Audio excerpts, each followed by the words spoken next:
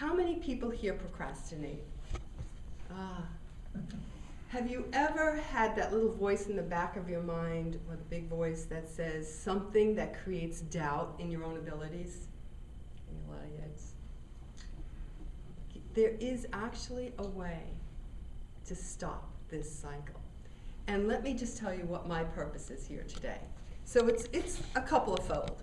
On the one hand, I am here to give you some information about stopping that panic cycle.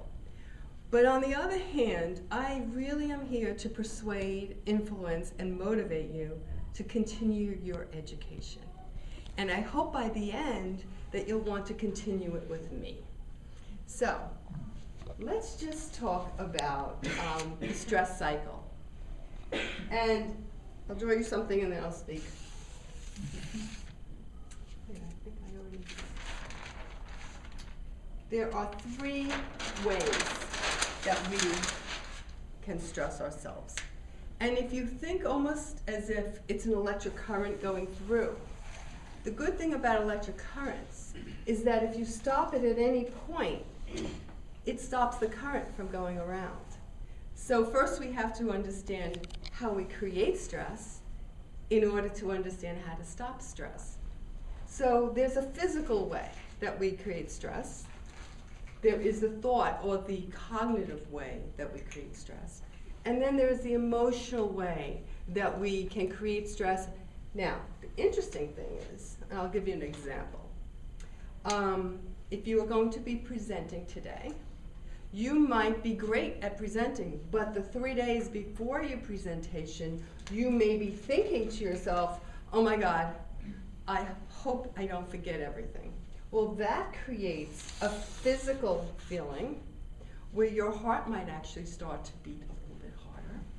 For some people, they're so good at creating thoughts that after they created their first one, instantly new ones come up, which creates more physical feelings, which can also create an emotion such as terror, fear, panic, or doubt. Even people who are really good at what they do sometimes will doubt their own abilities. So let me just segue a moment and tell you a little bit about me. My name is Audrey Sussman. I've been working with people for over 25 years, and my mission has been to free them from the shackles of panic, anxiety, fear, procrastination, migraines, and irritable bowel. That's my area. What I'm doing now is I'm creating a new way. Instead of people having to come to see me, either in my New Jersey office or my New York office, I want it to be available at an affordable price and for many people, instead of just a one-on-one. So I'll tell you in a moment a little bit more about my new pilot project, and if you choose, how you could be involved in it. But first, let's go back here again. So, if the negative voice is running, there is the thought way that we could stop thoughts. So what we would have to do, a little technique is called the 2-for-1 technique. And a simple idea on that is when you get a negative thought, you have to have 2 positive ones ready to go.